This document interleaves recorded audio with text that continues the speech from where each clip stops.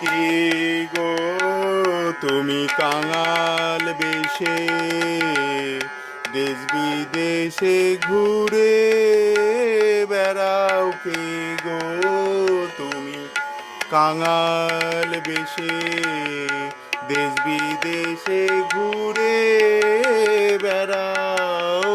অতি বড় ব্যথার ব্যথিতায়, অতি বড় ব্যথার ব্যথিতায় নয়ন জলে বক্ষ ভাষাও।